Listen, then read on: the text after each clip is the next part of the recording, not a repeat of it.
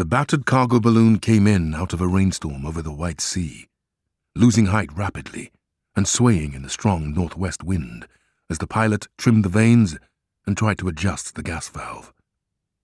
The pilot was a lean young man with a large hat, a laconic disposition, and a thin moustache, and at present he was making for the Barents Sea Company depot, whose location was marked on a torn scrap of paper pinned to the binnacle of the gondola. He could see the depot spread out around the little harbour ahead, a cluster of administrative buildings, a hangar, a warehouse, workshops, gas storage tanks, and the associated machinery. It was all approaching fast, and he had to make quick adjustments to everything he could control in order to avoid the hangar roof and make for the open space beyond the warehouse. The gas valve was stuck.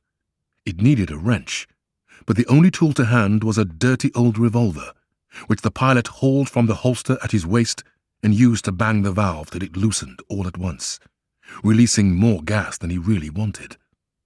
The balloon sagged and drooped suddenly, and plunged downwards, scattering a group of men clustered around a broken tractor. The gondola smashed into the hard ground, and bounced and dragged behind the emptying balloon, across the open space, until it finally came to rest only a few feet away from a gas storage tank. The pilot gingerly untangled his fingers from the rope he'd been holding onto, worked out which way up he was, shifted the toolbox off his legs, wiped the oily water out of his eyes, and hauled himself upright. "Well, Hester, looks like we're getting the hang of this," he said.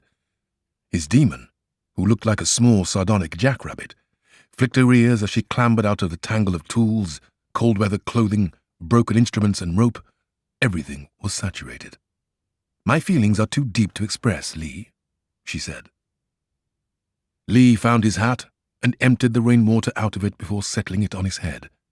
Then he became aware of the audience, the men by the tractor, 2 workers at the gas plant, one clasping his hands to his head after the near escape, and a shirt-sleeved clerk from the administrative building, gaping in the open doorway. Lee gave them a cheerful wave and turned back to make the balloon safe. He was proud of this balloon. He'd won it in a poker game 6 months before, in Texas. He was 24, ready for adventure, and happy to go wherever the winds took him. He'd better be, as Hester reminded him. He wasn't going to go anywhere else.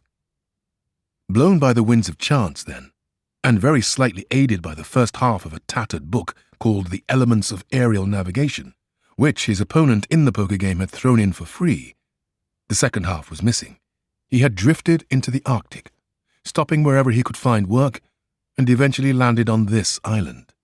Novy Odense looked like a place where there was work to be done, and Lee's pockets were well nigh empty. He worked for an hour or 2 to make everything secure, and then, assuming the nonchalance proper to a prince of the air, he sauntered over to the administrative building to pay for the storage of the balloon. "You come here for the oil?" said the clerk behind the counter. "He came here for flying lessons," said a man sitting by the stove drinking coffee. "Oh, yeah," said the clerk. "We saw you land. Impressive." "What kind of oil would that be?" said Lee.